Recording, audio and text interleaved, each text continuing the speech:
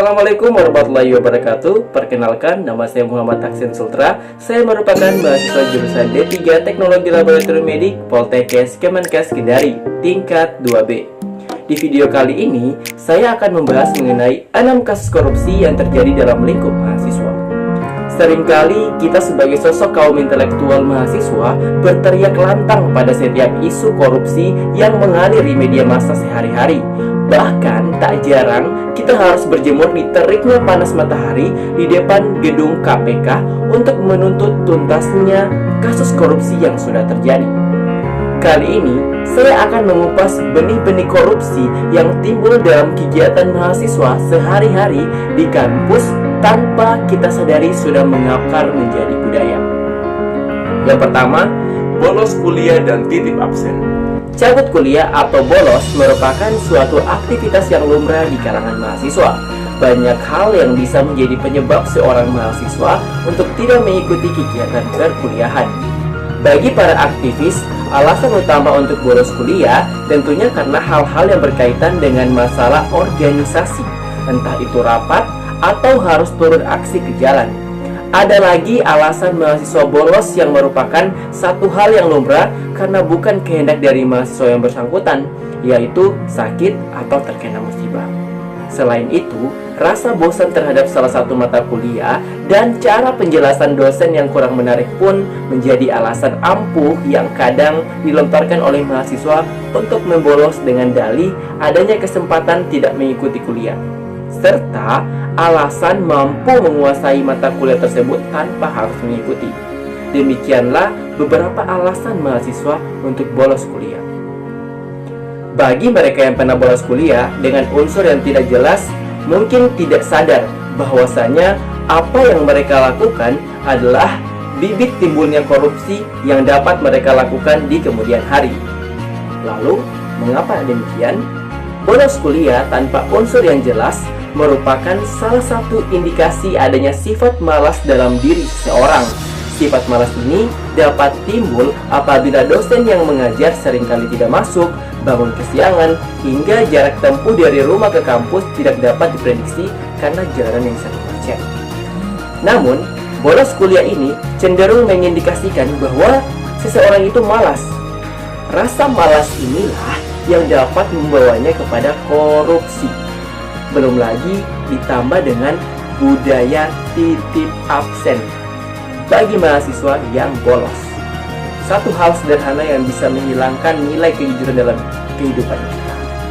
Dalam KBBI, Kamus Besar Bahasa Indonesia, korupsi berarti penyalahgunaan sesuatu yang bukan haknya untuk kepentingan pribadi. Berdasarkan definisi KBBI, mahasiswa yang bolos kuliah sampai titip absen sudah bisa digolongkan sebagai koruptor. Yang kedua, menyontek saat ujian. Secara sederhana, pengertian korupsi adalah mengambil sesuatu apa yang bukan kepunyaannya untuk kepentingan pribadi. Pengertian korupsi yang sederhana itu akan mudah kita jumpai di setiap kampus pada saat kuis, UTS, UAS. Tidak sedikit mahasiswa menyontek atau dengan membuat catatan kecil untuk menjawab soal ujian. Alasan kuat mengapa para kaum intelektual itu menyontek tidak lain karena kurang atau malas belajar. Meskipun ia penuh kesibukan atau kerja sambil kuliah, jadilah ia tidak mampu menjawab soal ujian.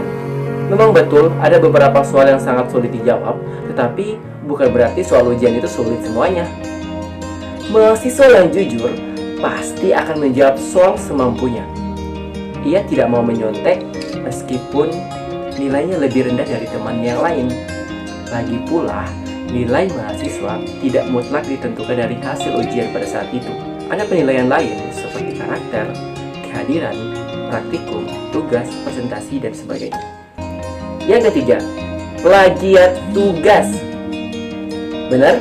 Plagiatisme atau tindakan menjiplak karya orang lain seakan telah menjadi budaya di masyarakat Indonesia, baik itu di kalangan akademik maupun di kalangan non-akademik. Kegiatan ini tumbuh dengan subur. Kita dapat melihat, khususnya pada kalangan akademik, mulai dari pelajar SMP, SMA, sampai mahasiswa sekalipun, kegiatan ini seakan menjadi jalur alternatif bagi kita untuk menyelesaikan sebuah tugas dengan cepat. Tanpa disadari, kita saat ini lebih suka mengandalkan internet untuk menyelesaikan tugas mereka daripada berusaha payah mencari buku dan membacanya. Dari internet, kita lebih mudah mendapatkan informasi yang mereka butuhkan. Dan bahkan dengan tinggal copy paste karya milik orang lain, tugas dapat dengan cepat terselesaikan tanpa mencantumkan sumber tulisan yang sudah dicatat. Ini termasuk salah satu koruptor. Oke. Yang keempat, tidak mau bekerja sama dalam kelompok. Bukan rahasia lagi. Apabila di setiap tugas yang dibuat secara berkelompok, maka akan ada beberapa orang yang tidak mau berpartisipasi dalam mengerjakan tugas tersebut dan hanya ingin menerima hasilnya saja. Saya sangat sibuk, agenda saya padat sekali. Nanti tugas kelompoknya saya yang print ya. Nah, tanpa disadari, hal-hal sepele seperti itulah yang dapat terjerumus dalam benih-benih jerat korupsi. Hal ini karenanya orang seperti itu selalu mengandalkan orang lain tidak mau ikut bekerja keras bersama teman-temannya dalam menyelesaikan tugas dan mendapatkan nilai. Apabila hal ini menjadi sebuah kebiasaan baginya, maka di kemudian hari dia akan mencari jalan pintas untuk mendapatkan keuntungan tanpa mau berusaha dan bekerja keras. Yang kelima, markup uang buku dari orang tua. Wah, siapa nih? Setiap awal semester sudah bisa dipastikan kita akan kembali lagi merepotkan kedua orang tua kita untuk meminta uang untuk membeli buku-buku perkuliahan semester baru yang sudah ditetapkan oleh dosen. Maka, tidak sedikit yang akhirnya menganggarkan harga buku yang begitu mahal kepada kedua orang tuanya.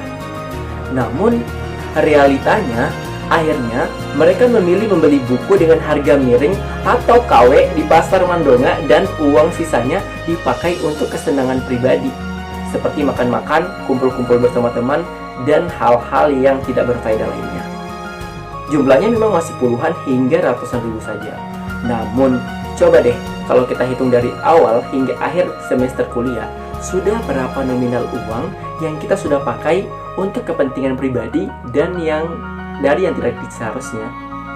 Nominal ratusan ribu tersebut bisa-bisa menjadi benih untuk kita korupsi ratusan juta hingga miliaran di kemudian hari nanti. Oke, yang terakhir ini yang paling penting sih, yaitu surat pertanggungjawaban program kerja bodong. Ternyata, tanpa kita sadari, benih-benih korupsi juga sangat dimungkinkan terindikasi di dalam organisasi mahasiswa. Salah satunya terkait dengan sistem pendanaan kegiatan organisasi mahasiswa sehari-hari. Sesuai sistem yang berlaku, setiap organisasi mahasiswa atau yang disebut dengan ormawa yang ingin menyelenggarakan kegiatan yang diwajibkan untuk membuat proposal pengajuan dana, untuk kemudian membuat surat pertanggungjawaban atau SPG guna mencairkan dana. Sistem semacam ini sebenarnya dianggap kurang tepat karena mendorong mahasiswa untuk berperilaku curang atau korupsi. Bagaimana tidak, dalam penyerahan SPG tersebut, ormawa harus menyertakan nota pembelian dan kwitansi penggunaan dana kegiatan yang bahkan belum terselenggara. Terlebih jika praktek di lapangannya adalah dengan memanipulasi nota kosong dan pembuatan stempel palsu demi memberi kesan keabsahan pada kwitansi dalam SPG bodong. Alih-alih untuk saving money dalam setiap keuangan acara yang surplus, maka dengan segala cara yang sang bendahara membuat laporan keuangan sedemikian rupa hingga akhirnya jumlah pengeluaran acara tidak jauh berbeda dengan jumlah pemasukan atau bisa jadi sama. Tanpa kita sadari bahwa benih-benih korupsi kita timbulkan dalam organisasi kita. Sungguh sebuah celaka yang luar biasa apabila di organisasi kita, misalnya BEM, Badan Eksekutif Mahasiswa, sangat kencang berkoar untuk melawan segala isu korupsi yang terjadi. Namun, kita tidak bisa tersadarkan atau malah sengaja membiarkan budaya-budaya korupsi tersebut mengalir begitu saja di dalam organisasinya. Nah, gimana teman-teman? Itulah tadi ke-6 kasus korupsi yang sering terjadi di lingkungan mahasiswa, bahkan tidak kita sadari sekalipun. Semoga kita tidak termasuk mahasiswa yang seperti itu ya. Terima kasih. Wassalamualaikum warahmatullahi wabarakatuh.